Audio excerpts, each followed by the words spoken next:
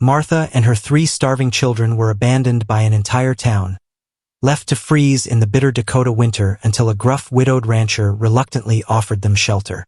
As their temporary arrangement transforms into something deeper through blizzards and dangers, will Martha find the courage to claim the family she never expected to have? Blood-red sunset painted the snowy Dakota plains as Martha Wilkins stumbled forward, her breath smoking in the freezing air. A broken wagon had forced them off the stagecoach miles back. Now death stalked them with icy fingers as night approached. "Mama, I can't feel my toes," whispered 7-year-old James, his freckled face pinched blue with cold. Martha hoisted little Rose higher on her hip, the 4-year-old's weight growing heavier with each step. 9-year-old Sarah trudged beside them, clutching their only bag of possessions. "Look, lights ahead," Sarah suddenly pointed, her voice cracking with hope. Through swirling snow, the dim glow of Coldridge appeared like a miracle. Martha's heart leaped. The newspaper advertisement promising work for a skilled seamstress had been their salvation after her husband Daniel's coughing sickness carried him to an early grave. 3 months of selling their Chicago belongings had barely covered the journey west. A wolf howled somewhere in the darkness behind them. James grabbed Martha's skirt, trembling. "They won't come near town lights," Martha assured him, though fear clawed at her own chest. She'd heard stories of wolf packs growing bold during harsh winters, following the scent of weakness. The main street of Coldridge appeared deserted as they stumbled between weathered buildings. Martha banged desperately on the door of a shop with a lamp still burning inside. "Please, we need shelter." Her knuckles left bloody smears on the wood. A curtain twitched, revealing a woman's face. Their eyes met briefly before the curtain dropped. No door opened. Martha tried the next building and the next. At each one, faces appeared briefly in windows, then vanished. No one welcomed them. "Why won't anyone help us?" Sarah asked, her young voice bitter with dawning understanding. "They're scared," Martha whispered. "Bad winter makes folks turn inward." Little Rose began to whimper against Martha's shoulder, her small body shivering violently. Terror surged through Martha. She recognized the dangerous lethargy creeping into her youngest child's limbs. A squat building with town hall, painted above its door, stood at the street's end. Light glowed from its windows like false promise. Inside, warmth hit Martha's face like a physical blow. A portly man with spectacles looked up from a desk littered with papers, irritation crossing his features. "We don't provide overnight lodging," he said before Martha could speak. "Whatever you're selling, we don't want any." "Mayor Hollister?" Martha withdrew the folded advertisement from her coat pocket. "I'm Martha Wilkins, responding to your call for a seamstress. My letter was acknowledged 3 weeks ago." The mayor barely glanced at the paper. "Position's been filled. Mrs. Carter's daughter took it. Local girl." Martha's last hope crumbled. "But you replied to me. We sold everything to come here. Should have telegraphed to confirm before making the journey." He shrugged, already returning to his paperwork. "That's just good sense." "Please." Martha fought to keep desperation from her voice. "My children need shelter tonight. We have money to pay for rooms." Hollister's eyes flicked to the children, lingering on Rose's feverish face. For a moment, Martha thought she glimpsed pity. "Inn's full with railroad surveyors," he said finally. "Church sometimes takes in travelers." Down the street, white steeple. Hope flared briefly until they reached the church. Dark windows, locked door, with a sign nailed to the front. "Pastor Keller away until spring thaw. God bless." Martha's legs nearly buckled. The temperature had dropped with nightfall, wind cutting through their clothes like knives. Rose had stopped shivering, a dangerous sign. "Mama!" James tugged her sleeve, pointing toward the edge of town. "What's that building with the light?" A lantern glowed dimly from what appeared to be a stable or livery. Desperation driving her forward, Martha led her children toward it. The heavy wooden door was unlocked. Inside, the sweet smell of hay and the earthy scent of horses greeted them. Warmer than outside, though still cold enough to see their breath. "Just for tonight," Martha whispered. "Hide behind those hay bales. We'll figure something out tomorrow. She settled the children in a corner far from the door, piling loose hay over them for warmth. Rose's forehead burned against her palm, fever fighting against the cold. "Tell us about Papa's house again," Sarah requested softly, cuddling Rose between her and James. Martha stroked her daughter's hair. "Your papa was building us a fine house in Montana Territory, 2 stories tall with glass windows and a porch swing. Each of you would have had your own bedroom with—" The stable door crashed open, letting in a blast of frigid air that extinguished their whispered dreams. A massive silhouette filled the doorway, shoulders dusted with snow, the jingle of spurs cutting through the sudden silence. "Show yourselves." The man's voice rumbled like distant thunder. "I can smell the smoke on your clothes. Step out now before I fetch my shotgun." Martha rose slowly, placing herself between the stranger and her hidden children. "Sir, please forgive the trespass," she said, fighting to keep her voice steady. "The town offered no shelter. My youngest is sick with fever. We only need—" "Town turned you out in this weather?" The man stepped fully into the lantern light, revealing a weathered face framed by a dark beard flecked with silver. His eyes, pale as winter sky, narrowed as they assessed Martha's threadbare coat and desperate expression. A child's cough from the hay pile made him stiffen. "How many?" he demanded. "3 children. My daughter Rose is burning with fever." The man cursed under his breath, running a gloved hand through his hair. For a long moment he stood silent, conflict evident in the hard lines of his face. Martha held her breath. Outside, the wind howled like hungry wolves. "Name's Jedediah Blackwood," he said finally. "Got a ranch 3 miles west. Can't leave young ones in this cold." Relief weakened Martha's knees. "We're grateful for any—" "Not offering charity," Blackwood cut her off gruffly. "Need house help anyway. Cook and clean until the stage returns in 2 weeks. That's the deal."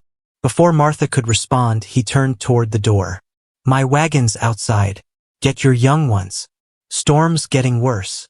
As Martha helped her children from their hiding place, Sarah whispered, "Can we trust him, Mama?" Martha looked toward Blackwood's broad back as he checked his horses. The alternatives flashed through her mind. The locked church, the turned-away faces, Rose's burning forehead. "Sometimes," she whispered, lifting Rose into her arms, "we must trust because we have no choice." What Martha couldn't know as they climbed into Blackwood's wagon was how this desperate decision would change not just their survival, but the very meaning of home itself. Storm clouds swallowed the stars as Jedediah Blackwood's wagon creaked through deepening snow. Martha cradled Rose against her chest, the child's fever a frightening contrast to the bitter night. Sarah and James huddled under a buffalo robe, their eyes wide with uncertainty. "Will there be other children at your ranch, Mr. Blackwood?" James asked suddenly, breaking the tense silence. The question hung in the frozen air. Jedediah's shoulders stiffened under his heavy coat. "No children," he answered, voice rough as gravel. "Just me since my wife passed." Martha felt Sarah press closer against her side. The girl had always been sensitive to undercurrents of emotion. "How did she die?" Sarah blurted, then ducked her head at Martha's warning glance. Jedediah's hands tightened on the reins. For several heartbeats, only the crunch of snow beneath wagon wheels filled the darkness. "Fever took her 5 winters back," he said finally, "and our unborn child with her." Martha's arms instinctively tightened around Rose. What kind of man was this stranger they trusted with their lives? His gruff exterior revealed little, but that small crack in his voice when mentioning his wife suggested depths of feeling beneath. The wagon crested a small rise, revealing a 2-story log house nestled against the hillside. Lamplight glowed from a single downstairs window. A large barn and corrals stood nearby, dark shapes against the snow. "Home," Jedediah announced simply. He helped them down, carrying their meager bag while Martha managed Rose. The child whimpered with fever, her small face flushed despite the cold. The house's interior surprised Martha. She'd expected bachelor squalor, but instead found clean, if Spartan, furnishings. A stone fireplace dominated the main room, though its embers had died to faint coals. Handcrafted tables and chairs spoke of careful craftsmanship. Only a thick layer of dust suggested neglect. "Spare room upstairs," Jedediah said, moving to revive the fire. "Was meant to be. Doesn't matter now. Stove up there still works." While Jedediah lit lamps and built up the fire, Martha settled the children on a worn sofa. Rose's forehead burned against her palm. "Do you have willow bark tea?" Martha asked. "For the fever." Jedediah nodded toward a kitchen area. "Pantry's through there. Catherine kept medicines in the tin box." The name, Catherine, hung in the air between them. The first mention of the woman who had once made this house a home. In the pantry, Martha found the tin and soon had water boiling on the cookstove. While the tea steeped, she explored the kitchen by lamplight. Despite a layer of dust, everything was organized with precise care. Preserved fruits on one shelf, dried herbs hanging from ceiling hooks, cooking utensils arranged by size. "Your wife was very orderly," Martha observed when Jedediah entered. He ran a finger along the dusty counter. She believed everything had its proper place. The simple statement carried such weight of loss that Martha turned away, busying herself with the tea. Rose fought against the bitter medicine, but eventually swallowed enough to satisfy Martha. "Best get them settled upstairs," Jedediah suggested, bringing in wood for the bedroom stove. Winter nights dropped to killing cold. The upstairs room clearly hadn't been used in years. A wide bed with a faded quilt dominated the space. A rocking chair sat by the window, a woman's shawl still draped across its back. Most telling was the half-finished crib in the corner, its wood smooth from careful sanding but forever incomplete. Martha glanced at Jedediah, who stood awkwardly in the doorway, his eyes fixed on the crib. "Never could bring myself to finish it," he said quietly. "Or get rid of it." Martha touched the smooth wood rails. "My husband Daniel made cradles for each of our children. Said every baby deserved to start life in something made with love." A fleeting expression crossed Jedediah's face, recognition of shared understanding. Without further words, he lit the stove and left them to settle in. Martha tucked the children into the big bed, placing Rose in the middle where Sarah and James could share their warmth. The girl's fever still raged, but the willow bark tea would help her sleep. "Will we stay here, Mama?" Sarah whispered as Martha smoothed the quilt over them. "Just until the stage returns," Martha assured her. "Mr. Blackwood has been kind to offer shelter." "He looks scary," James murmured sleepily. "But his eyes aren't mean." From downstairs came the sound of cupboards opening and closing. Martha crept to the stairway landing and peered down to see Jedediah pulling items from his pantry. Flour, coffee, what looked like dried beans. Taking a deep breath, Martha descended the stairs. "Mr. Blackwood, I'd be happy to prepare something for supper. It's the least I can do after your kindness." He turned, clearly startled by her offer. "No need. Used to fending for myself." "I insist." Martha stepped into the kitchen, surveying the ingredients he'd gathered. "Though I see we share simple tastes in hard times." For the first time, a hint of softness touched Jedediah's weathered face. "Catherine used to say I'd eat sawdust if I thought it would keep me working another hour." Martha smiled despite herself. Daniel was the same. Once ate 3-day-old biscuits rather than stop to make fresh.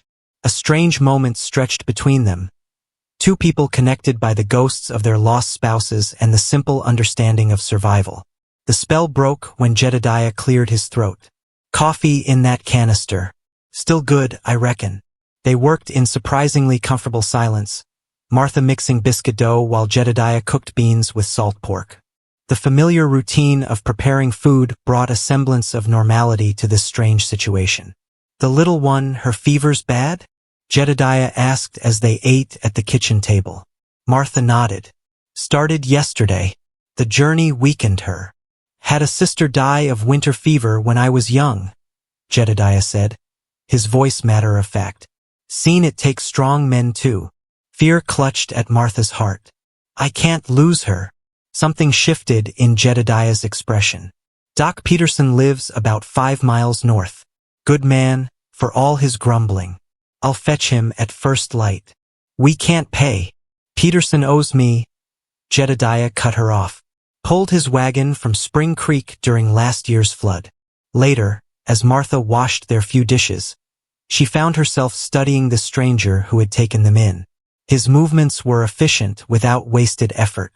His home, despite its neglect, showed signs of careful building. Tight corners, level shelves, sturdy furniture crafted by skilled hands. Your home is well made, she observed. Did you build it yourself? Pride flickered across his face. Every log. Took 3 years. Catherine designed it, wanted big windows to catch morning light. She had good taste, Martha said, noting the careful placement of windows that would indeed capture dawn's first rays. Jedediah's expression softened again at the mention of his wife. She made this place more than boards and nails. After she died, he trailed off, looking around as if seeing the dust and neglect for the first time. Guess I stopped noticing things. A cry from upstairs shattered the moment.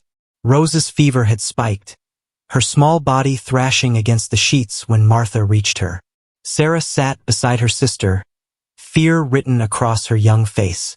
She keeps saying she's cold, but she's burning up, Sarah cried. Martha had used the last of the willow bark tea earlier. Panic rose in her throat as she tried to soothe Rose's delirious whimpers. Heavy footsteps on the stairs announced Jedediah's arrival. Without a word, he assessed the situation, then disappeared back downstairs. He returned moments later with a cloth-wrapped bundle. Catherine's special mix, he explained, unwrapping dried herbs and roots. For fevers worse than willow bark can touch. Martha stared at him. You've been holding these this whole time? His eyes met hers, defensiveness flashing briefly. Didn't know how bad the child was. These aren't for common chills, they're powerful medicine. Catherine learned from a Lakota healer during the first hard winter. While Martha cradled Rose, Jedediah prepared the medicine downstairs. The bitter-smelling tea he brought up steamed in the lamplight. Must get it all down her, he instructed. Won't taste good, but it works. Together they coaxed the medicine into Rose, the child fighting weakly against its bitterness. Afterward, Jedediah surprised Martha by placing a weathered hand on Rose's forehead, the gesture unexpectedly gentle from such a rough man. Fever's strong, he murmured. But she's stronger. Martha looked up, finding unexpected reassurance in his steady gaze. How can you know that? Jedediah's eyes crinkled slightly at the corners. Got your determination in her face. Saw it when you stood in my stable, ready to fight a stranger to protect your young. Something warm uncurled in Martha's chest. Not just gratitude, but recognition. This hard man with calloused hands understood the fierce love that had driven her westward after Daniel's death, seeking any chance to keep her children fed and sheltered. Get some rest, Jedediah said, rising from the bedside. I'll bring more tea in 2 hours. We'll take watches through the night. Mr. Blackwood, Martha called as he reached the door. When he turned, she continued softly, Thank you for not turning us away. A shadow crossed his face. Man who'd leave children in killing cold isn't worth the ground he stands on. After he'd gone, Martha settled beside her children in the big bed. Outside, snow began to fall again, tapping gently against the window glass. In this stranger's house, surrounded by remnants of his past sorrows, she found herself wondering what twist of fate had led them to his door on this of all nights.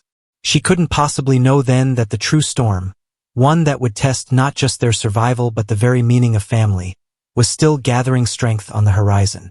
Dawn broke with knife-sharp clarity over the snow-covered ranch. Rose's fever had finally broken in the early hours, her small body cooling as she slipped into peaceful sleep. Martha, exhausted from the night's vigil, stood at the bedroom window watching the sun paint the white landscape with gold. Downstairs, the clatter of pots announced Jedediah's presence in the kitchen. The smell of coffee drifted up the stairs, rich and inviting. Martha tucked the blankets around her sleeping children and made her way down to the main floor. Jedediah stood at the stove, his broad back to the doorway. He'd shaved, she noticed with surprise. The silver-flecked beard was gone, revealing a strong jaw and the faded scar that ran along his right cheek. "The medicine worked," Martha said, stepping into the kitchen. "Rose is sleeping naturally now." Jedediah turned, nodding as if he'd expected nothing less.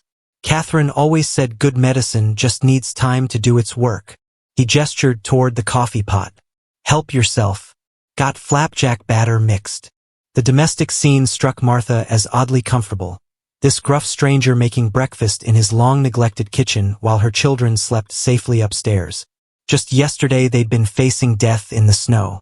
"Mr. Blackwood," she began.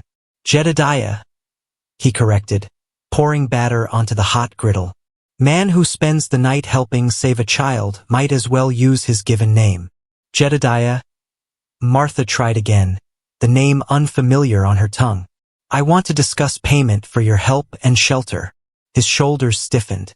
"Told you last night. Not charity." "Which is why I wish to pay my way," Martha insisted. "I noticed your home could use a thorough cleaning. The mending pile by your chair is substantial. And no offense meant, but your shirts have seen better days." Jedediah turned, spatula in hand, his expression unreadable. "You offering to work?" "I'm offering in exchange," Martha clarified. "Room and board for me and my children in return for cooking, cleaning, and sewing. Until the stage returns." Something like relief crossed his features. "Fair arrangement." The sound of small feet on the stairs interrupted their negotiation.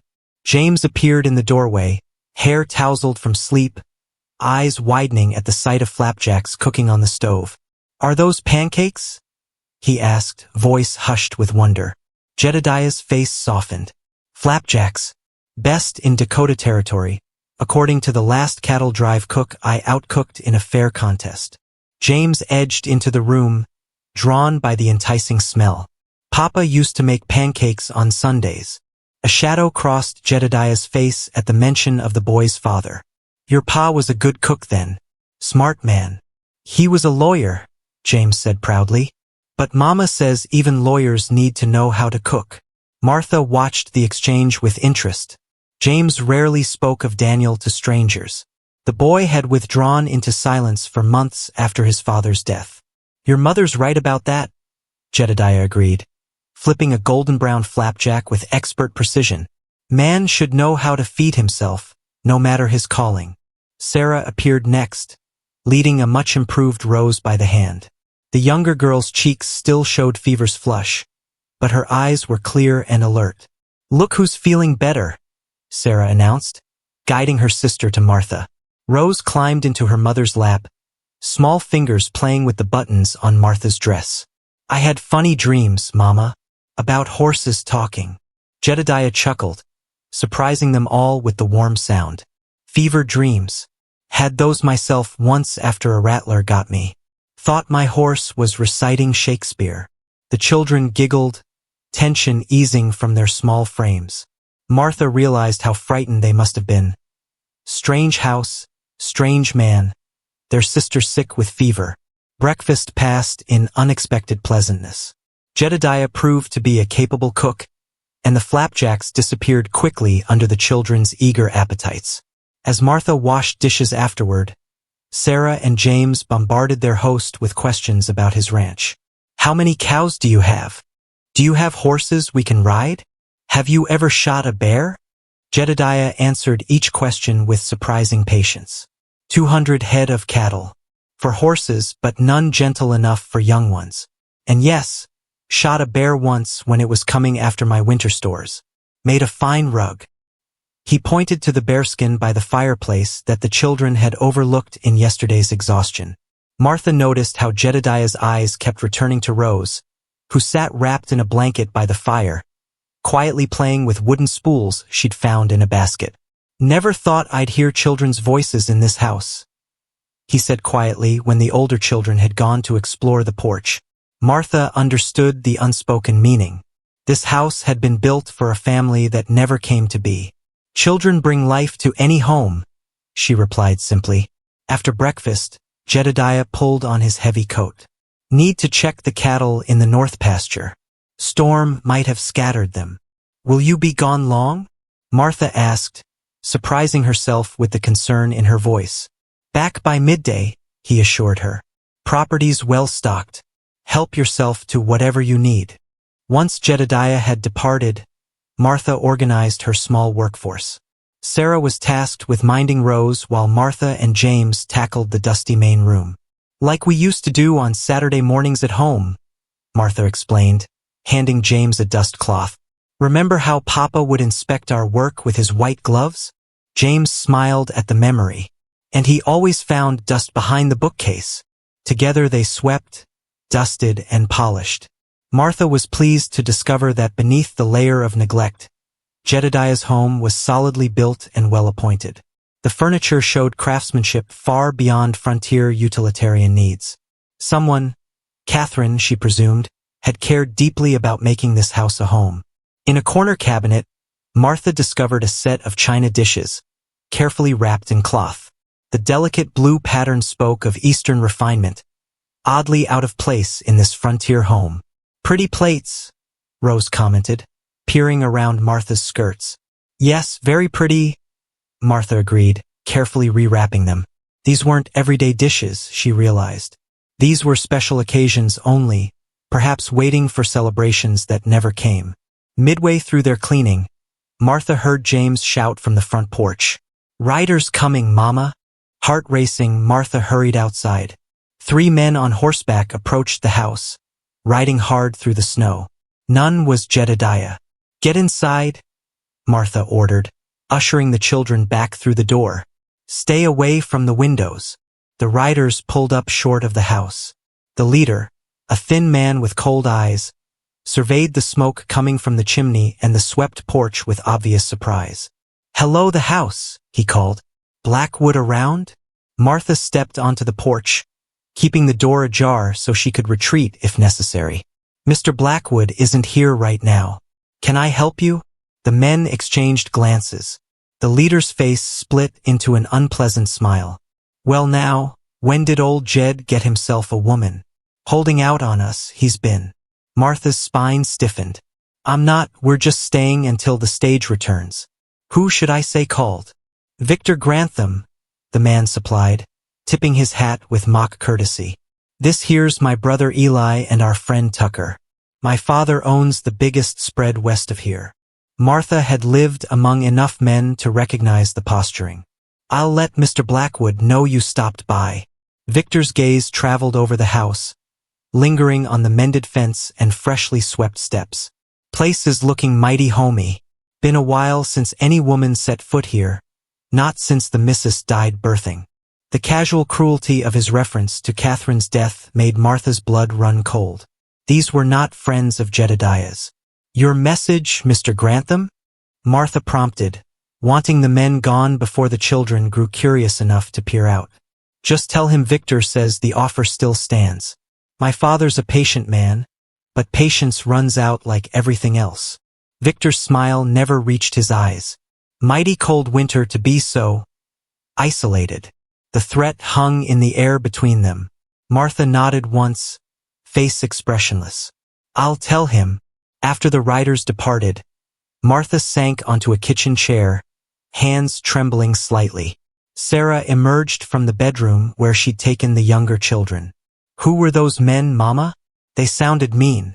Martha composed herself. Just neighbors passing along a message. They weren't neighbors, Sarah said with 9-year-old certainty. Neighbors don't make you scared. Before Martha could respond, the back door opened and Jedediah stomped in, bringing a blast of cold air with him. One look at Martha's face told him something was wrong. What happened? He demanded, shrugging off his snow-crusted coat. Victor Grantham and 2 others stopped by, Martha said quietly. Left a message about an offer still standing, and a warning about being isolated in winter. Jedediah's expression darkened. Granthams don't waste time. He ran a hand through his hair, leaving it standing on end. Should have known they'd come sniffing around after the snow. Who are they? Martha asked. Land grabbers. Jedediah spat the words. Been trying to buy me out for years. Old man Grantham fancies himself a cattle baron, needs my water access. He glanced toward the children, who watched with wide eyes. Nothing for you to worry about. Grantham makes threats every winter. But Martha saw the concern behind his reassurance. In the harsh light from the window, she noticed for the first time the rifle mounted beside the door. Kept loaded, she guessed, and not just for wolves. What kind of danger had she brought her children into by accepting this stranger's help? Yet as James ran to show Jedediah their cleaning progress, the rancher's face softened in a way that made Martha's doubts recede. Whatever his battles with the Granthams, Jedediah Blackwood was a man who would protect his home, and those within it. The blizzard howled out of the northwest 3 days later, turning day to twilight at noon. Jedediah had sensed it coming that morning, studying the heavy clouds with practiced eyes. "Bad one brewing," he announced at breakfast. "Need to prepare." The day became a flurry of activity. Jedediah split wood until the pile beside the house stood taller than James. Martha filled every pot and bucket with water. The children were tasked with bringing preserved food from the root cellar. By mid-afternoon, the first fat snowflakes began to fall. An hour later, the wind rose to a banshee wail that made Rose cover her ears in fright. "How long will it last?" Martha asked as they gathered in the kitchen, watching white fury obliterate the world beyond the windows. 3 days, maybe 4, Jedediah replied, his face grim. "Had one like this in 79. Nearly didn't make it back from checking cattle." The implications hung in the air. How differently things might have gone had they still been in town, sheltering in the unheated church with its questionable roof. As darkness fell early under the storm's weight, Jedediah banked fires in both the kitchen stove and main fireplace. "Need to conserve wood," he explained. "Storm this size, we might be snowed in for a week after it passes." That evening, they gathered in the main room, drawn to the fireplace's warmth and light. Martha found Jedediah's mending basket and set to work on his shirts, while the children played a guessing game Jedediah taught them. "My father played this same game with me during the winter of 55, he explained, showing James how to give clues about an animal without naming it. Entertainment was homemade back then. Martha watched the interaction with interest. Jedediah, initially so gruff and distant, showed surprising gentleness with the children. He answered their endless questions with patience, told stories of frontier life that made their eyes grow wide, and even carved a small wooden horse for Rose from a scrap of pine. On the blizzard's second day, disaster struck. The temperature plummeted further, and a terrifying crack from the barn announced trouble. Jedediah, looking through a briefly cleared window, cursed under his breath. "Barn roof. Snow waits too much on the east side. Can it wait until the storm passes?" Martha asked, noting the white wall of snow beyond the glass. Jedediah's expression was answer enough. "Got 4 horses and 2 milk cows in there. Roof collapses completely, they'll die." He began pulling on layers, wool shirt over his everyday clothes, heavy coat on top, scarf wrapped around his face until only his eyes showed. "Take this," he said, holding out a coil of rope to Martha. "Tie one end to the porch post. I'll take the other end. Only way to find my way back in this white blindness." Fear clutched at Martha's heart. "Is there no other way?" "Not if you want those animals to live." Jedediah checked his gloves for holes. "If I'm not back in 20 minutes, I'm not coming back at all." The children watched wide-eyed as Martha tied the rope with hands that refused to stay steady. Jedediah nodded once, then stepped out into the howling white void, rope trailing behind him. Minutes crawled by like hours. Martha stood at the window watching the rope grow slack, then taut, then slack again as Jedediah moved toward the barn. After 15 minutes, the rope stopped moving entirely. Sarah appeared at Martha's elbow. "Something's wrong, isn't it?" Martha stared at the lifeless rope disappearing into whiteness. The rope had been Jedediah's lifeline back to the house. If he'd dropped it, "Watch your brother and sister," Martha decided, reaching for Jedediah's spare coat. "Mama, no," James cried, suddenly understanding. "You can't go out there." Martha knelt before her children. "Mr. Blackwood saved our lives by bringing us here. I can't let him die in that storm if there's anything I can do to help. But what if you don't come back either? Sarah whispered, voicing their shared fear. Martha hugged them fiercely. Bar the door behind me. Don't open it unless you hear my voice or Mr. Blackwood's. The storm's fury hit Martha like a physical blow as she stepped outside. The cold stole her breath, the wind trying to tear the coat from her body. Blinding snow made it impossible to see more than a few inches ahead. Only the rope, clutched in her gloved hands, connected her to safety. Hand over hand, Martha followed the rope toward the barn. The distance seemed impossibly farther than it had appeared from the window. Twice she stumbled and fell to her knees in snow that reached mid-thigh. Each time, the thought of Rose's feverish face and Jedediah's kindness drove her back to her feet. The barn materialized suddenly, looming darkly through the white veil. Following the rope around to the door, Martha found it partially blocked by fallen snow. Inside, the east section of the roof had indeed collapsed, allowing more snow to build deadly drifts among the stalls. Jedediah, she called, voice whipped away by the wind. A faint sound answered from the far end. Following it, Martha found Jedediah half buried beneath fallen timbers and snow, conscious but trapped. Blood from a gash on his forehead had frozen on his cheek. Damn foolish woman, he grunted when he saw her. Told you to stay put. And let you freeze? Martha knelt beside him, assessing the beam pinning his leg. You saved my children. Did you think I'd do any less? Together, they managed to shift the timber enough for him to pull free. His right leg wouldn't bear weight. Not broken, he insisted, but badly wrenched. The horses and cows, miraculously, were unharmed though frightened. Need to move them to the west stalls, Jedediah said through gritted teeth. Away from the damaged section. Martha, raised on her father's horse farm in Pennsylvania, approached the nervous animals with confident hands and soothing words.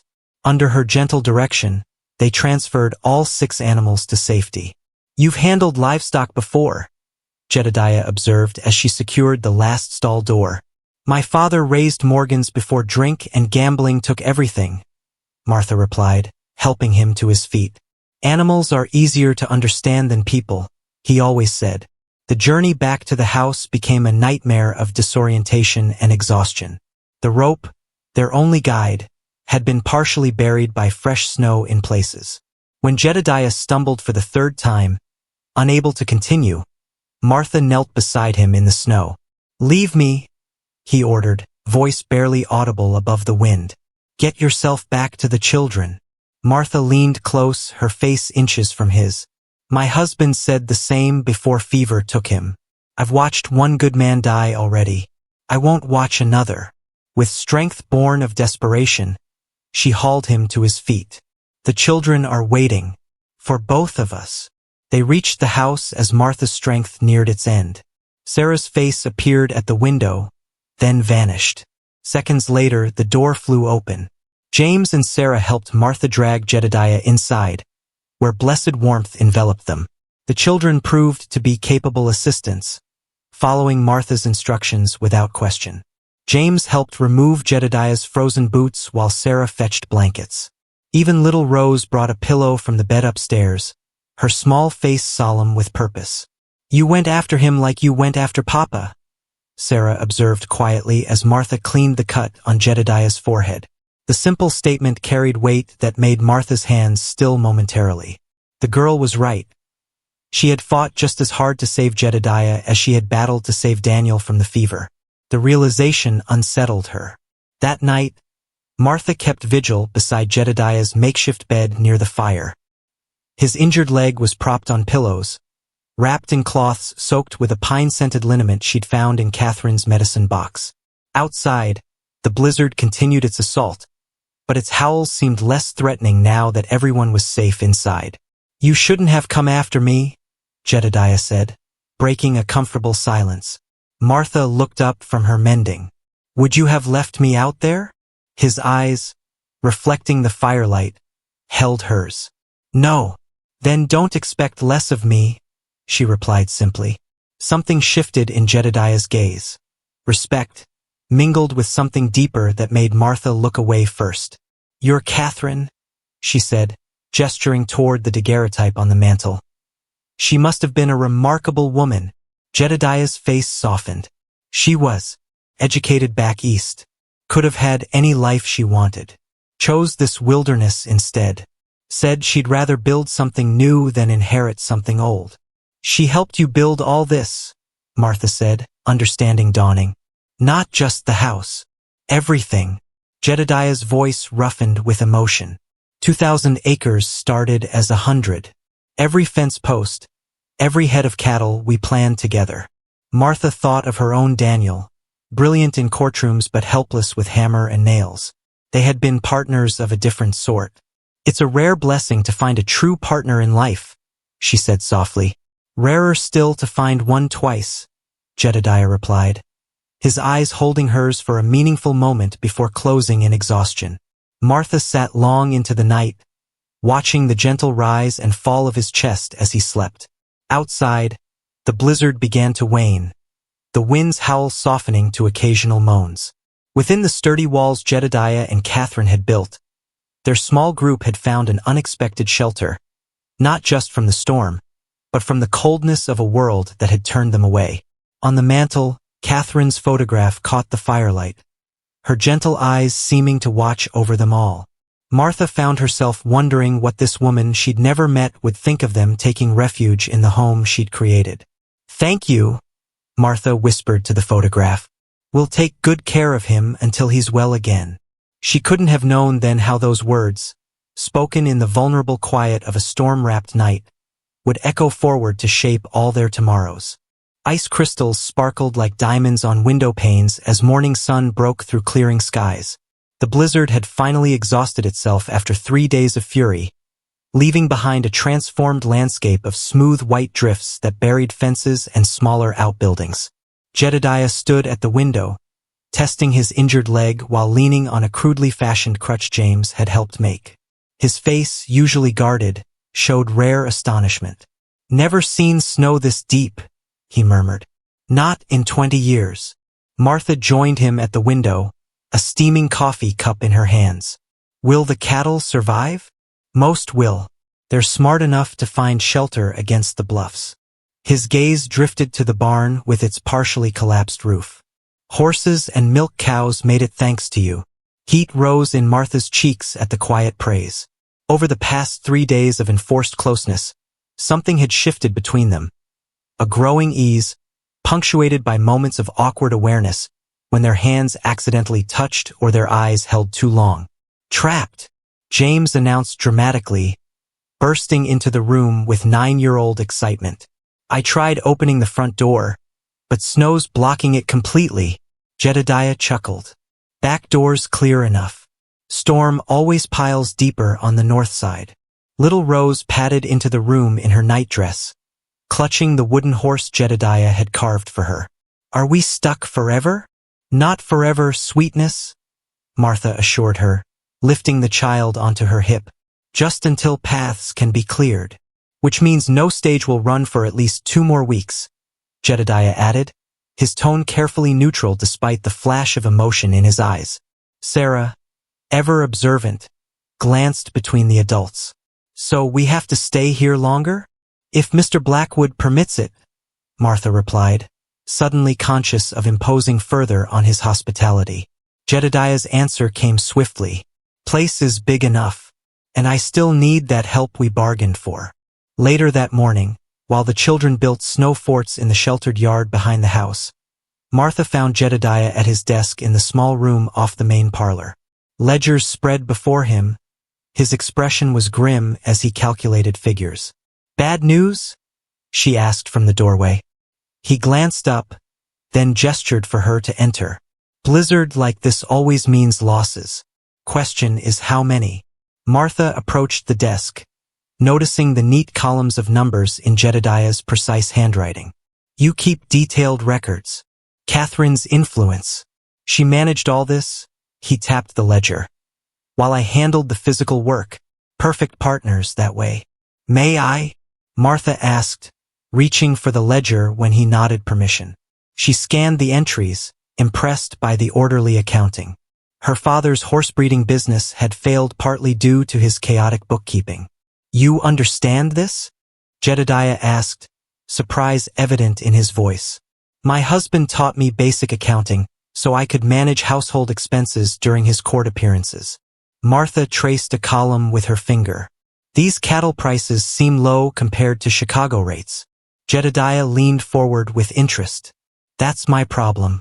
Local buyers know I have limited options for selling. Railroads still 20 miles south." Martha studied the records further. "Have you considered approaching the Army contracts? Fort Randall always needs beef for the soldiers." Jedediah stared at her. "How do you know about Army contracts?" Daniel represented cattle suppliers in Illinois. Martha closed the ledger gently. "The Army pays premium prices but demands quality documentation, which you clearly have." For several moments, Jedediah sat in stunned silence. Then a slow smile spread across his face, transforming his stern features into something that made Martha's heart skip strangely. "A seamstress who understands cattle markets and bookkeeping," he said with wonder. "You're a woman of hidden talents, Martha Wilkins." Before she could respond, a commotion erupted outside. Voices raised in alarm. They rushed to the window to see Sarah running toward the house, her face pale with fright. Behind her, James stood protectively in front of Rose, facing two mounted men, the Grantham brothers. Jedediah grabbed his rifle from beside the door, his injured leg forgotten in the rush outside. Martha followed close behind, her heart hammering against her ribs. "Your brats are trespassing on future Grantham property," Victor called out when he spotted Jedediah emerging from the house. Jedediah positioned himself between the riders and the children. "Get back to your own land, Victor. These children are under my protection." Eli Grantham sneered, gesturing toward the damaged barn.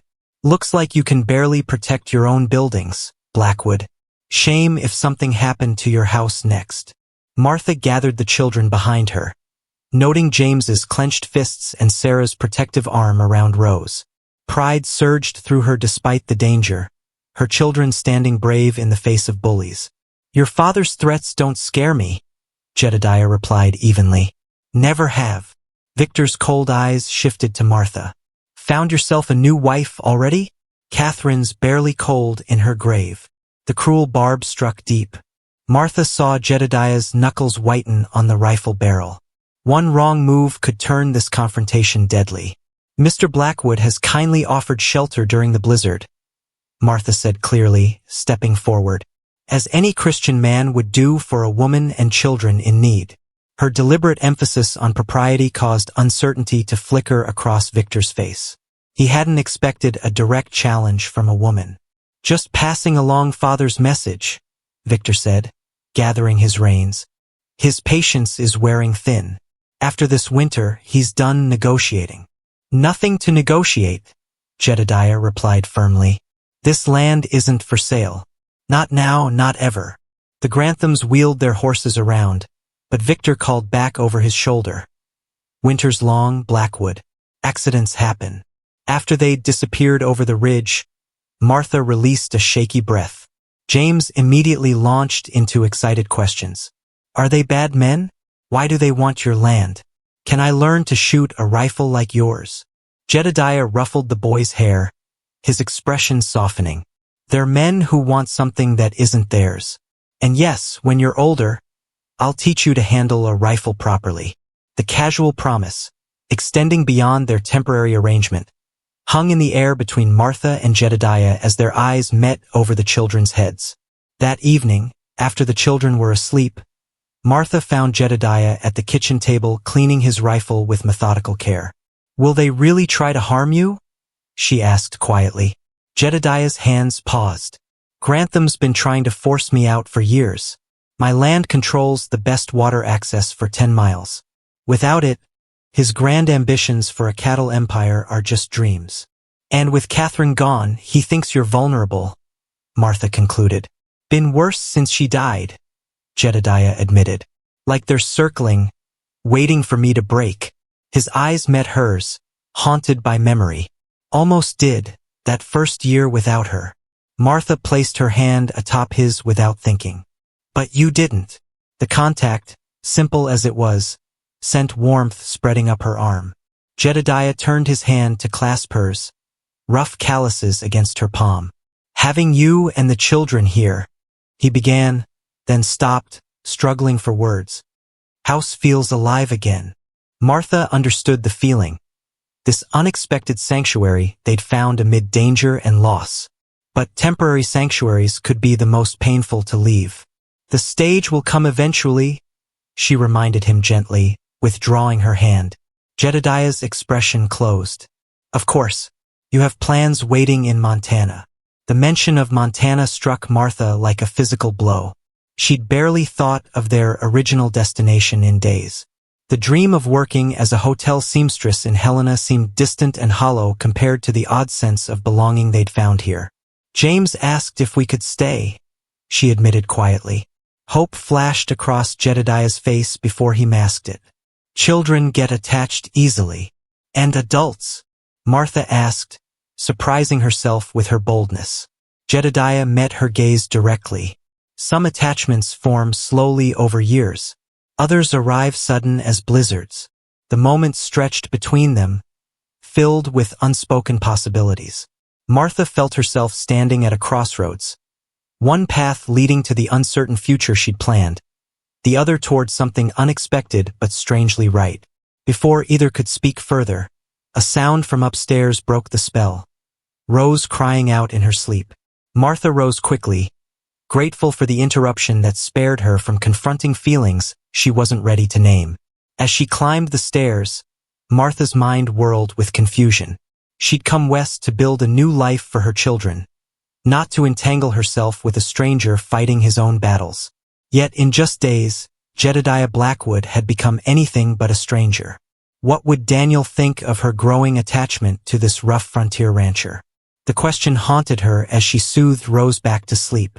Her husband had been educated, cultured, everything Jedediah was not. Yet she couldn't deny the strength and decency she'd discovered beneath Jedediah's gruff exterior. From the window, Martha could see the vast white expanse surrounding the isolated ranch house. The Grantham's threat echoed in her mind. By staying, she might be placing her children in danger. By leaving, she might be abandoning the first true sanctuary they'd found since Daniel's death. As moonlight painted silver patterns across the snow, Martha made a silent promise to herself. Whatever choice she made would be guided by one truth alone. Her children's well-being came before her own heart's uncertain yearnings. The sound of hammering echoed across the snow-covered yard as Jedediah worked on repairing the damaged barn roof. February sunshine, bright but cold, glinted off the snow around him as he balanced on a wooden ladder, nailing boards into place. From the kitchen window, Martha watched his steady progress while kneading bread dough with practiced hands. Sarah stood beside her, helping to prepare vegetables for the stew pot. Mr. Blackwood fixed James's sled yesterday, Sarah commented, her knife slicing through a carrot. He said James has clever hands, like an engineer. Martha smiled at her daughter's casual report. In the 2 weeks since the blizzard, Jedediah had spent increasing time with the children, teaching James basic carpentry, showing Sarah how to identify animal tracks in the snow, patiently answering Rose's endless questions about everything from chickens to stars. Mr. Blackwood is very kind to share his knowledge, Martha replied carefully. Sarah gave her mother a sideways glance that seemed too knowing for her 9 years. He looks at you the way Papa used to. Heat rushed to Martha's cheeks. Sarah, that's not appropriate conversation. But it's true, Sarah insisted. And you smile more now, even when you think no one's watching. Before Martha could formulate a response, the back door burst open. James rushed in, his face flushed with excitement. Riders coming, he announced. But not the mean Granthams. It's a fancy carriage with a man in a tall hat. Martha wiped her hands on her apron and stepped outside, shading her eyes against the winter glare. Indeed, a black carriage was making its way along the cleared path toward the house, pulled by a matched pair of gray horses. Not the Grantham style at all. Jedediah had already descended from the barn roof and stood waiting as the carriage approached. His hand rested casually near the pistol at his hip, a precaution he'd maintained since the Granthams' threatening visit. The carriage pulled to a stop, and a distinguished older gentleman in an expensive fur coat and stovepipe hat emerged.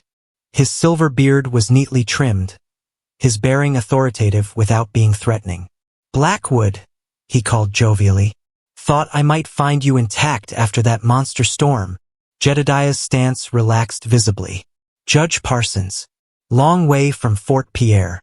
"Circuit business," the judge replied, then noticed Martha standing on the porch. He removed his hat with a courtly bow. "Forgive my intrusion, madam. Judge Elias Parsons, at your service." Martha acknowledged the introduction with a nod, catching the slight widening of the judge's eyes as he noted the children peering around her skirts. His gaze moved between her and Jedediah with undisguised curiosity. "The Wilkins family was stranded by the storm," Jedediah explained quickly, "providing temporary shelter until the stage runs again." "Ah, Christian charity." The judge beamed, though his eyes remained shrewd. "Speaking of charity, might I impose on yours for a cup of coffee? These roads are brutal on old bones." Inside, Judge Parsons proved to be an engaging guest. He entertained the children with stories of frontier justice while Martha served coffee and fresh-baked biscuits. His eyes missed nothing, noting the tidy house, the children's ease with Jedediah, the unspoken communication that passed between Martha and their host. "Grantham's been busy while you've been snowed in," the judge mentioned casually as the conversation turned to local matters. "Telling everyone in Fort Pierre that you've abandoned your property. Even suggested your disappearance might need official investigation." Jedediah's expression darkened. "I haven't left my land in 5 years. He knows that." "Indeed." Judge Parsons sipped his coffee thoughtfully. "Which is why I found it curious. Then I heard rumors about the town of Coldridge turning away a widow and children during the worst storm in decades." Martha stiffened. The judge's keen eyes turned to her. "Small communities can be both the best and worst of humanity, Mrs. Wilkins. I take it Coldridge showed its worst." "They had their reasons," Martha replied diplomatically, aware of the children listening. "No good reasons to leave children in Killing Cold," Jedediah interjected, echoing his words from that first night. Judge Parsons nodded solemnly. "I quite agree. Which is why I've made a slight detour to inform Mayor Hollister that denying emergency shelter violates territorial statutes I personally helped draft." His eyes twinkled with satisfaction. His face turned the most interesting shade of purple. Despite herself, Martha laughed. The judge turned to her with grandfatherly kindness. "I've also taken the liberty of inquiring about that seamstress position. It seems Mrs. Carter's daughter lasted precisely 3 days before eloping with a cattle driver." Hope surged through Martha. "The position is open again?" "Indeed." The judge paused significantly. "Although, having seen your situation here, I wonder if your plans might have evolved?" The question hung in the air, loaded with implication. Martha felt heat rising to her face as she avoided Jedediah's gaze. "Our arrangement is temporary," she said carefully, "until the stage returns. Which I'm told will be next week," Judge Parsons supplied, watching them both with knowing eyes. "Marvelous timing, as I've been asked to preside over land claim disputes in Helena. I could ensure safe passage for you and your children, Mrs. Wilkins." The unexpected offer landed like a stone in still water. Martha felt rather than saw Jedediah's body tense beside her. "That's very kind," she managed to reply. After the judge departed, promising to return in a week for her answer, an uncomfortable silence fell between Martha and Jedediah. The children, sensing tension, retreated to the small bedroom that had become their playroom during the long winter days. "Helena's a good town," Jedediah finally said, staring out the window. "Growing fast. Good place for a fresh start." Martha's hands twisted her apron. "Yes, that's what the advertisement promised." Another long silence stretched between them, filled with words neither seemed able to speak. "I should check the north fence line," Jedediah said abruptly, reaching for his coat. "Been meaning to ride out there for days." "Jedediah," Martha called as he reached the door. He turned, his expression carefully neutral. What would you have me do? Pain flashed across his features. Not my place to say. I think it is, Martha insisted, gathering her courage. We've shared your home for nearly a month now. You've taught my son to whittle and helped my daughter name constellations. You saved Rose's life with Catherine's medicine. After all that, I believe you've earned the right to speak your mind. Jedediah's hand tightened on the doorframe. What I want doesn't matter. You came west with a plan. A good one. Plans change, Martha said softly. He took a step toward her, then stopped himself. Martha, I'm not a man who speaks easily about feelings. Catherine understood that about me. I'm not Catherine, Martha replied, a hint of fire entering her voice.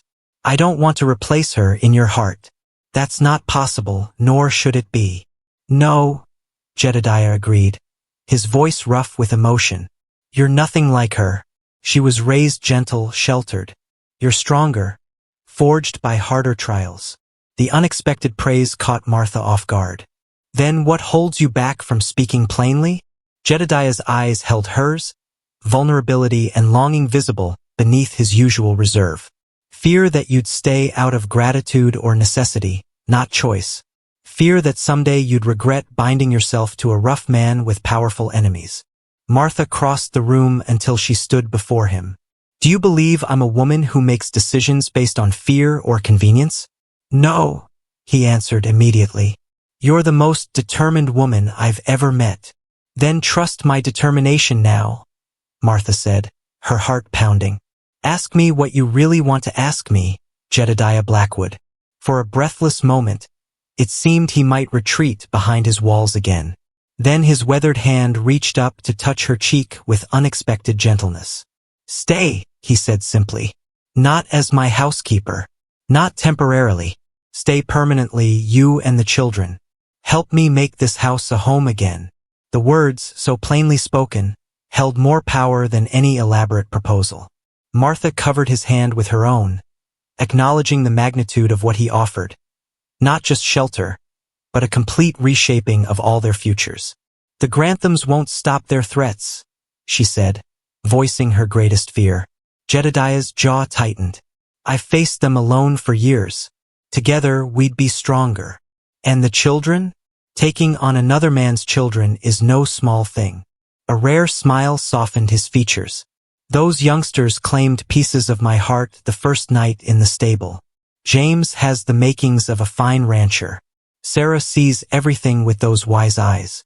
And little Rose. He stopped, emotion overtaking him briefly. She sits in the spot by the window where Catherine used to sew. Feels right somehow. Martha felt tears welling in her eyes. Not from sadness, but from the unexpected perfection of finding home in the last place she'd expected. I need time, she said honestly, to be certain this is right for all of us.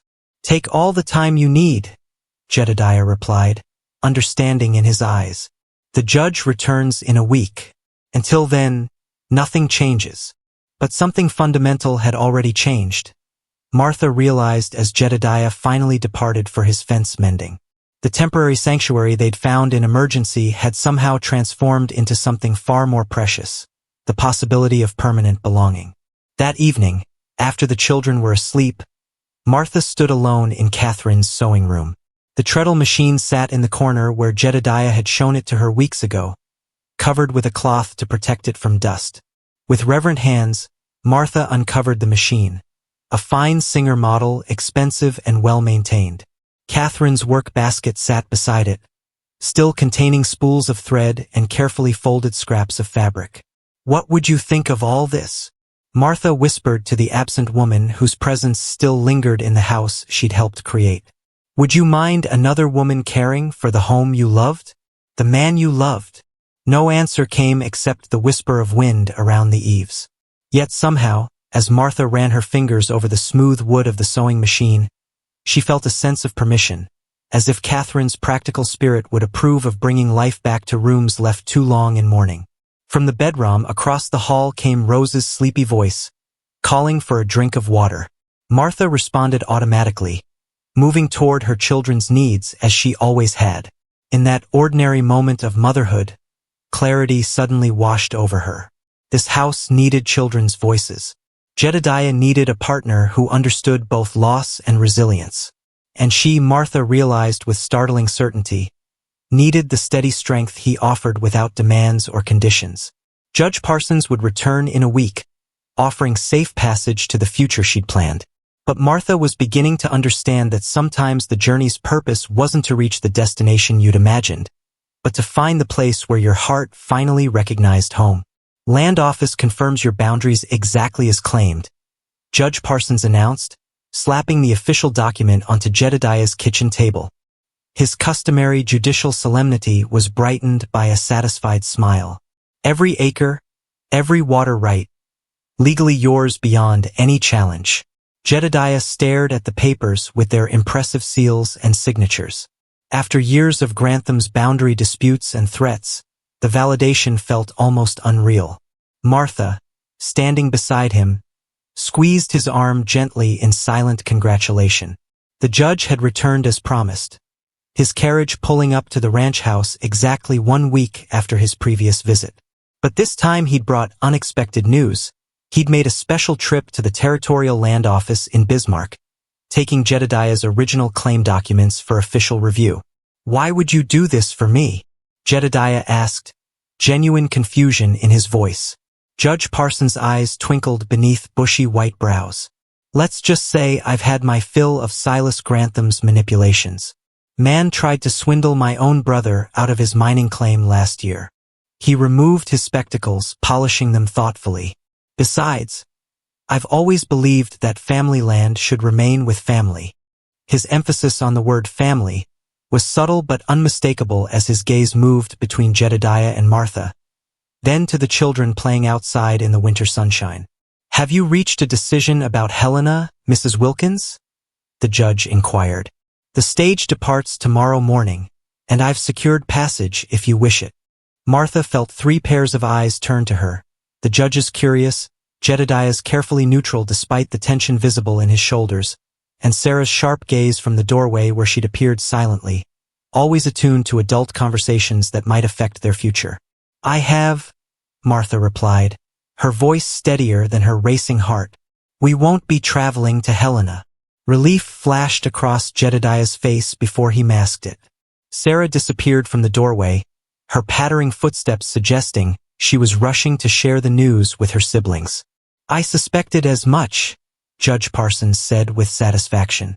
"Territorial law has specific provisions for homesteads.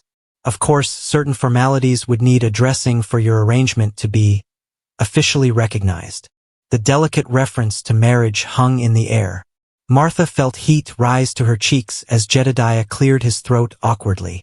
"One step at a time, Judge," he said gruffly. Parsons chuckled, gathering his hat and gloves. Of course. I merely mention it as a legal matter. Property rights and such." He winked at Martha. "Though I'd be honored to officiate when the time comes." After the judge departed with promises to return in spring, excited children's voices filled the house as Sarah, James, and Rose processed the news that they would be staying permanently. Their joy was tinged with questions. Would they have their own rooms forever? Could they get a dog now? Would Mr. Blackwood teach them to ride horses? Enough questions. Martha finally laughed, overwhelmed by their enthusiasm. "Mr. Blackwood and I need to discuss many things about these new arrangements. Like if we'll call him Papa?" Rose asked innocently, causing an immediate hush to fall. Martha glanced at Jedediah, whose face showed a complex mix of emotions. "That would be entirely Mr. Blackwood's decision," she said carefully. Jedediah knelt to Rose's level, his usually stern face softened. "That's a mighty important title, little one. One that's earned, not given. Your real pa was a good man who loved you very much. But he's in heaven now," Rose said matter-of-factly. "And you're here." The simple child's logic hung in the air between them all. Jedediah's eyes met Martha's over Rose's head, a silent question in them that made her heart turn over. "We have time to figure everything out," Martha told the children gently. "For now, knowing we're staying is enough." That evening, after the children were settled for the night, Jedediah and Martha sat before the fire, the enormity of their decision finally sinking in. The comfortable silence between them was broken by the distant sound of horses approaching. "Expecting visitors?" Martha asked, instantly alert to potential danger. Jedediah was already reaching for his rifle. "No. Stay inside." Ignoring his instruction, Martha followed him to the porch, where they could make out 3 riders approaching through the gathering dusk. The lead figure's distinctive silhouette sent a chill through Martha. Silas Grantham himself, flanked by his sons. "Blackwood," the elder Grantham called as they halted a respectful distance from the house. "Heard the circuit judge paid you a visit." Jedediah positioned himself slightly in front of Martha. "State your business, Grantham." Silas Grantham was an imposing figure despite his 60-some years, broad-shouldered with a silver-streaked beard and cold eyes that reminded Martha of his son Victor's predatory gaze. "No need for hostility," Grantham replied with artificial pleasantness. "Just came to discuss business. Man to man." Martha noted how his gaze slid over her dismissively, as if a woman couldn't possibly be part of important negotiations. The casual disrespect stiffened her spine. "Mr. Blackwood's business concerns me as well," she stated clearly. As his partner. Surprise flickered across the older man's face, quickly replaced by calculation as he reassessed the situation. "I see. Congratulations seemed to be in order then." His smile never reached his eyes. "All the more reason to consider my offer. A new family needs security, after all." "My land's not for sale," Jedediah replied flatly. Judge Parsons confirmed all boundaries with the territorial office. "Your claims have no legal standing." Anger flashed across Grantham's weathered face before he controlled it. "The railroad survey's coming through in April. They'll be looking for the best route west, and the most cooperative landowners." "Is that a threat?" Martha asked, stepping forward to stand shoulder to shoulder with Jedediah. "Simply a reminder that progress doesn't wait for stubborn men," Grantham replied. His cold eyes assessed the property, the repaired barn, the well-maintained house, the new sense of permanence visible in small improvements around the yard. "Railroad brings civilization. Civilization brings law. Law favors development. Law also protects rightful ownership," Jedediah countered. "Your threats worked better when I stood alone, Grantham. Those days are over." The declaration hung in the air between them, a line drawn not just around property, but around the new family taking shape within it. Grantham's eyes narrowed as he took in Martha's unflinching stance beside Jedediah, the evidence of children visible in the small sled propped against the porch rail, the unity that had replaced Jedediah's isolated vulnerability. "Every man has his price," Grantham said finally. "I'll find yours eventually, Blackwood." He gathered his reins. "Enjoy your domestic arrangements while they last." As the Granthams rode away, Martha released a breath she hadn't realized she was holding. "He's not giving up." "No," Jedediah agreed grimly. "But neither are we." Later that night, after checking that the children were asleep, Martha found Jedediah at his desk, reviewing the land office documents Judge Parsons had brought. "You're worried," she observed quietly. Jedediah looked up, the lamplight casting deep shadows across his face. "Grantham doesn't make idle threats. Railroad survey would give him new leverage." Martha settled into the chair opposite him.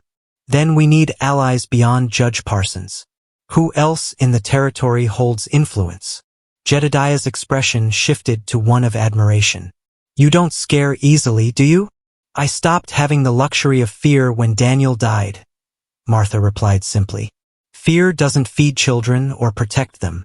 Understanding passed between them, recognition of how life's harshest blows had forged similar strength in both of them. "The Hanson family to the east," Jedediah said, shifting to practical matters. "Old friendship with my father. And Pete Miller, who helped survey originally. Lives in the mining camp 20 miles north." Martha nodded, mentally noting these potential allies. "We should invite the Hansons for Sunday dinner. Rebuild those connections." Jedediah stared at her with something like wonder. "Catherine always said the same. that neighbors were the best defense against hard times.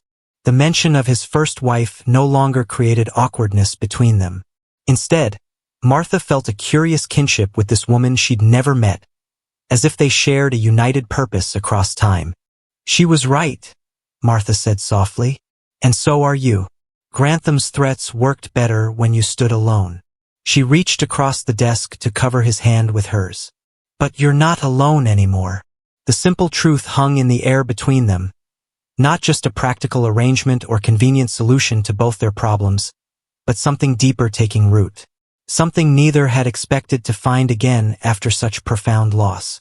Jedediah turned his hand to clasp hers, rough calluses against her work-hardened palm. "We should discuss what the judge mentioned, about formalizing matters." Martha felt heat rise to her cheeks. "Are you asking me to marry you, Jedediah Blackwood?" A rare smile softened his stern features. "Doing a poor job of it, apparently. I was married to a lawyer who could speak for hours without saying what he truly meant," Martha replied, an answering smile tugging at her lips. "I find I prefer direct words, plainly spoken." Jedediah stood and came around the desk, still holding her hand. Though not a man given to grand gestures, the intensity in his eyes spoke volumes as he knelt before her chair. "Martha Wilkins, will you and your children join your lives with mine? Make this house a home again? Face whatever comes. Granthams, blizzards, and all else. Together." The simple, heartfelt proposal brought tears to Martha's eyes. Not the romantic words of poetry that Daniel had once used to court her, but something equally precious. Honest words from a man who meant exactly what he said. "Yes," she answered simply. "We will." From the shadows of the hallway came a small gasp and hurried whispers. Martha and Jedediah turned to find three small figures in nightclothes watching with wide eyes. Sarah trying to shush her siblings, James grinning broadly, and little Rose clutching her wooden horse. "Does this mean we can stay forever?" James asked hopefully. Jedediah's laugh, once so rare, filled the room with unexpected warmth. "Forever is a mighty long time, young man. But yes, that's the general idea." As the children rushed forward with excited questions and spontaneous hugs, Martha felt a sense of rightness settle over her. This unlikely sanctuary, found in desperate circumstances, had somehow become the home her heart recognized even before her mind understood. Outside, snow continued to blanket the Dakota plains, the same winter that had nearly claimed their lives now standing guard around the warmth they'd found together. April sunshine warmed the freshly turned earth as Martha planted Catherine's treasured rose bushes around the front porch. The winter's deep snow had protected the dormant plants, and green shoots now promised summer blooms. Sarah worked beside her, carefully patting soil around each transplanted bush. "Do you think Mrs. Catherine would mind us moving her roses?" Sarah asked, her 9-year-old face serious with the responsibility. Martha considered the question thoughtfully. "I think she'd be pleased to see them where everyone can enjoy them. Beauty should be shared." From inside the house came the sound of hammering, Jedediah and James working together to convert the small back room into a proper bedroom for the boy. Rose's happy chatter drifted through the open window as she supervised their work with the solemn importance of a 4-year-old. 2 months had transformed both the ranch and its inhabitants. The shared winter hardships had given way to spring's renewal and purpose. Jedediah, once so solitary and grim, now moved with the energy of a man half his age. The children had blossomed under his gruff but genuine attention, especially James, who shadowed the rancher's every move with devoted admiration. "Riders coming," Sarah suddenly announced, shading her eyes against the bright morning light. Martha straightened, automatically counting the approaching figures. 5 men on horseback, heading directly toward the ranch house. Her heart sank as she recognized Victor Grantham's distinctive gray stallion in the lead.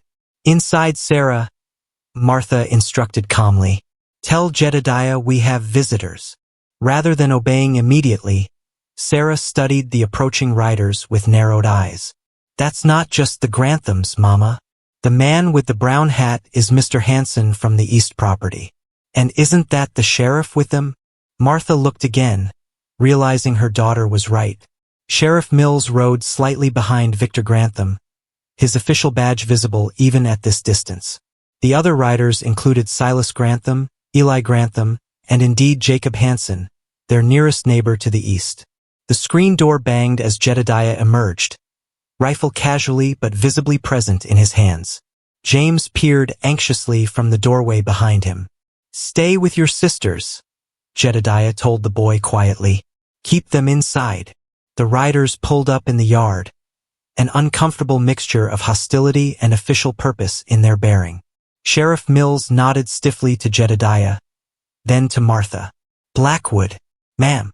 Sorry to disturb your morning, but Mr. Grantham has filed an official complaint regarding boundary disputes. As you can see, he's brought Mr. Hansen as witness to the original property lines." Jacob Hansen, a stocky man with kind eyes, looked distinctly uncomfortable. "Now hold on, Sheriff. I never agreed to witness against Jedediah. Silas just asked me to confirm the original survey markers." Victor Grantham's cold smile reminded Martha of a predator, which will prove exactly what we've been saying. The North Creek boundary was incorrectly recorded in Blackwood's favor. Jedediah's face remained impassive, but Martha could sense the tension radiating from him. Judge Parsons already confirmed all boundaries with the territorial office. "Got the paperwork inside." "Easily forged," Silas Grantham dismissed with a wave of his hand, "especially by a circuit judge with limited oversight." Martha stepped forward, anger overcoming caution. "Are you accusing a territorial judge of corruption, Mr. Grantham?" The elder Grantham's eyes flicked to her with dismissive irritation. "Stay out of men's business, woman. My wife speaks with my full authority in all matters," Jedediah responded immediately, his voice hard as iron.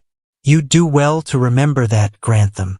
The simple declaration, the first time he'd publicly called Martha his wife before their planned wedding, sent warmth spreading through her despite the tense confrontation.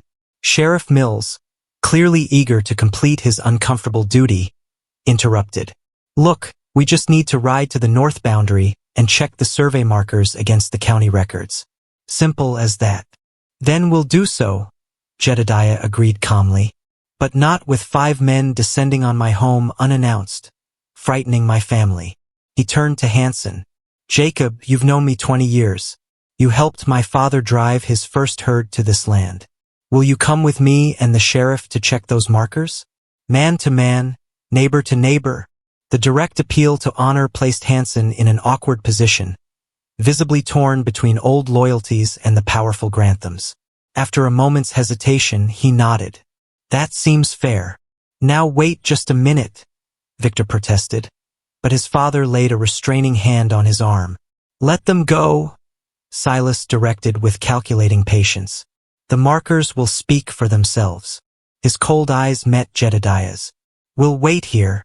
"Like hell you will," Jedediah replied evenly. "You'll wait in town or on your own property, not within a mile of my home or family." For a tense moment, it seemed Silas might challenge the directive. Then, with deliberate casualness, he gathered his reins. "Come, Victor, Eli. Let the inspection proceed without interference. We know what the outcome will be." As the Granthams turned their horses, Silas called back over his shoulder. "Sheriff, we'll expect your report by sundown." After they'd disappeared over the rise, Sheriff Mills exhaled heavily. "That family makes my job 10 times harder than it needs to be."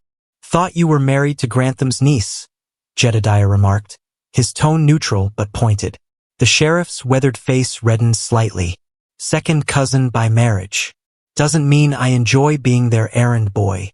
He straightened in his saddle. "Let's check those markers and be done with it." As the men prepared to ride out, Martha touched Jedediah's arm. "Should I come with you?" He shook his head. "Stay with the children. This won't take long." The confidence in his voice reassured her, though worry still churned beneath her calm exterior. Inside the house, Martha found all 3 children clustered at the window, wide-eyed with concern. "Are the bad men trying to take our home?" Rose asked, bottom lip trembling. Martha gathered the little girl into her arms. "No, sweetness. Mr. Jedediah has the proper papers that show this land belongs to us. The sheriff just needs to check some markers, that's all. But why did they bring so many men? James demanded, his 7-year-old face fierce with protective instinct. That's not fair. Sometimes people think having more people on their side makes them right, Martha explained, stroking his hair. But that's not how truth works. Sarah, ever perceptive, studied her mother's face. You're worried they might lie about the markers.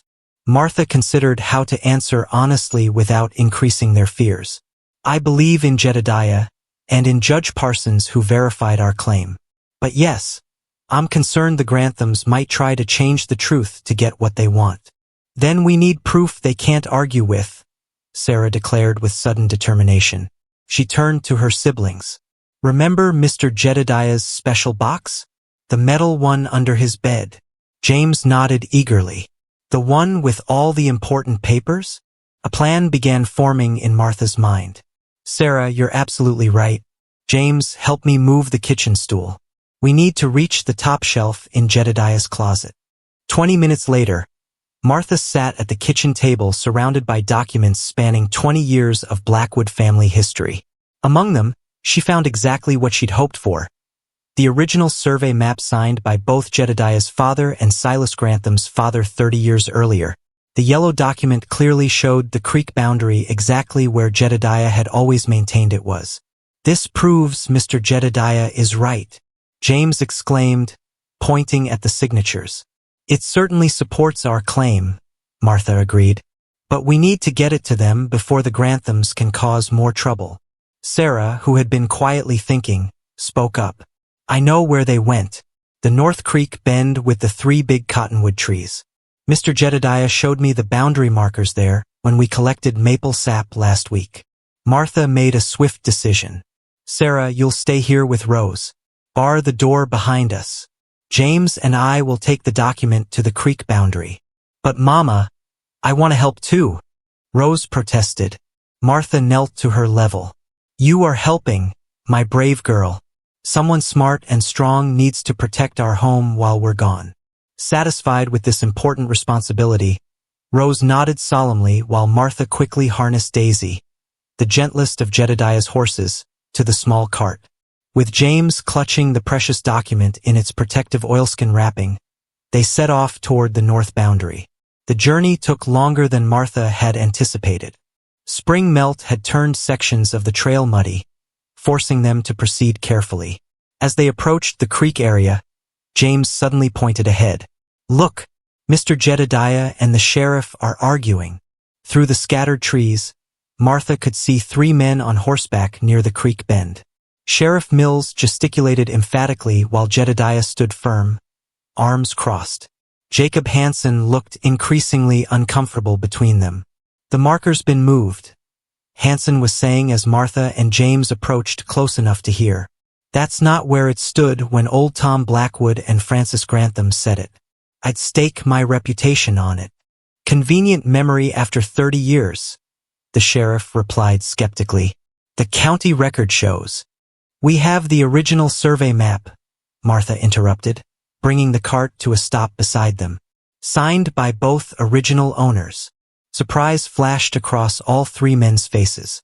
Jedediah recovered first, striding forward to help Martha down from the cart. What are you doing here? He asked quietly, concern rather than anger in his voice. Being your partner, she replied simply, holding out the oilskin package. In all things, remember? The sheriff unfolded the brittle document carefully. His eyebrows rose as he examined the clearly marked boundaries and dual signatures at the bottom. This puts the creek boundary exactly where Blackwood claims, he admitted reluctantly. And these signatures match our county records. Hansen leaned over to examine the map. That's exactly right. I remember the day they signed it. I was just a boy, but my father brought me along to witness because he said it was important to see men settling differences honorably. The sheriff refolded the map with a heavy sigh. Silas won't be happy. Silas moved the boundary marker, Jedediah stated flatly. That's a criminal offense in this territory. An uncomfortable silence followed this accurate but potentially explosive accusation. The sheriff shifted in his saddle. Hard to prove who moved it, he hedged. But easy to prove where it belongs, Martha countered firmly. And to reset it properly with witnesses present. James, who had been watching intently, suddenly spoke up. Mr. Hanson, sir, did you bring your Bible with you? Papa always said important promises should be made on the good book. Hanson blinked in surprise, then slowly reached into his saddlebag. As a matter of fact, I did, son. Never travel without it. As the men reset the boundary marker to its proper position, Hanson held his family Bible while all three men placed their hands upon it, swearing to the marker's correct placement. The sheriff recorded the proceedings in his official ledger, noting the presence of the original survey map and the sworn statements. I'll file this at the county office, he promised, surprising Martha with his apparent integrity despite his Grantham connections. And I'll deliver the news to Silas myself. We'll come with you, Martha decided suddenly. All of us. Jedediah gave her a questioning look. She met his gaze steadily. We faced them together, remember? Not just today, but always. Understanding and pride flashed across his face as he nodded agreement. Later that afternoon, they all stood in Sheriff Mill's office in town as he officially informed Silas Grantham of his findings. Martha held Rose on her hip while James and Sarah flanked Jedediah, a united family against Grantham's cold fury. This isn't over, Blackwood, Silas threatened as he stormed toward the door. Railroad's still coming. I certainly hope so, Martha replied pleasantly. We have wool and beef to ship. Progress benefits everyone, not just those who try to steal what isn't theirs. After the Granthams departed, Sheriff Mills shook his head in reluctant admiration. Never thought I'd see the day someone stood up to Silas and won. He regarded Martha curiously. You're not what I expected when I heard Blackwood had taken in a widow and orphans. Few things turn out exactly as expected, Sheriff, Martha replied with a small smile. Sometimes they turn out better. As they left the sheriff's office, Martha noticed several townspeople watching them with undisguised curiosity. The same town that had once turned them away now whispered behind hands as they passed. The seamstress who had transformed the solitary rancher, the children who had brought life back to Blackwood land. Mayor Hollister, emerging from the mercantile, stopped short at the sight of them. His face flushed with the memory of that bitter night when he'd sent them into the killing cold. Mrs. Wilkins, he acknowledged stiffly. I understand congratulations are in order. Martha met his gaze steadily. They are indeed, Mayor. Judge Parsons will be performing our wedding ceremony next Sunday. You and your wife are welcome to attend, of course. The invitation, gracious yet pointed, left the mayor floundering for response. Beside her, Jedediah's lips twitched with suppressed amusement. You're a better Christian than I am, he murmured as they continued toward their wagon. Not better, Martha corrected gently. Just practical. We'll be neighbors for many years. Best to begin as we mean to continue. The wedding took place as planned, beneath the apple tree Catherine had planted years before. Judge Parsons presided with dignified joy, while half the county attended, some out of genuine goodwill, others from sheer curiosity. As Martha stood beside Jedediah in her freshly sewn blue dress, Sarah, James and Rose arranged around them like satellites, she marveled at the journey that had brought them here. From the brink of freezing to death in Coldridge's unforgiving streets to claiming a home and future on this beautiful, hard-won land. Do you, Martha Elaine Wilkins, take this man to be your lawfully wedded husband? Judge Parsons intoned. Martha looked up at Jedediah, this stern, honorable man who had opened his home and heart when all others had turned away. The man who taught James to whittle, who braided Sarah's hair with surprising gentleness, who carried Rose on his shoulders to see hawk nests in high trees. I do, she answered clearly. And do you, Jedediah Thomas Blackwood, take this woman to be your lawfully wedded wife? I do, Jedediah replied, his voice resonant with certainty. Judge Parsons smiled broadly. Then by the authority vested in me by the Dakota Territory, I pronounce you husband and wife. He winked at the children. And officially a family. The The celebration continued well into evening, neighbors bringing food and good wishes. Even the Hansons' two boys joined James in excited exploration of the barn loft, forming friendships that would last generations. Sarah helped Martha serve guests with growing confidence, while Rose charmed everyone with her innocent questions and observations. Later, after guests had departed and children slept soundly in their rooms, Martha and Jedediah stood on the porch beneath a canopy of stars. His arm rested comfortably around her waist, warm and secure. "Did you ever imagine this outcome when you found us in your stable that night?" Martha asked, leaning against his strength. Jedediah considered the question thoughtfully. "Can't say I did. Was just trying to keep children from freezing to death." His arm tightened around her. "Didn't expect to find my own rescue in the bargain." Martha understood his meaning perfectly. In saving her family, he had saved himself from the isolation that had nearly consumed him after Catherine's death. "Some doors close so others may open," she murmured, echoing wisdom her grandmother had often shared. From inside the house came a small sound, Rose calling sleepily for water. Martha moved automatically to respond, but Jedediah stopped her with a gentle hand. "I'll go," he said. "You've tended them alone long enough. My turn now." As he disappeared inside, Martha remained on the porch, gazing across the land that was now truly their home. In the distance, the North Creek boundary sparkled in moonlight, secure in its rightful place. Beyond it, the vast Dakota Territory stretched toward distant mountains, harsh and beautiful, challenging and rewarding all at once. Like life itself, Martha reflected, and like the unexpected journey that had brought a freezing, desperate widow and her children to the doorstep of a lonely rancher one bitter winter night. Inside, she heard Jedediah's deep voice murmuring comfort to Rose, followed by the child's sleepy giggle. Martha smiled, gathering these precious sounds into her heart like the treasures they were. Some journeys weren't about reaching the destination you'd planned, but about finding the place where your heart finally recognized home.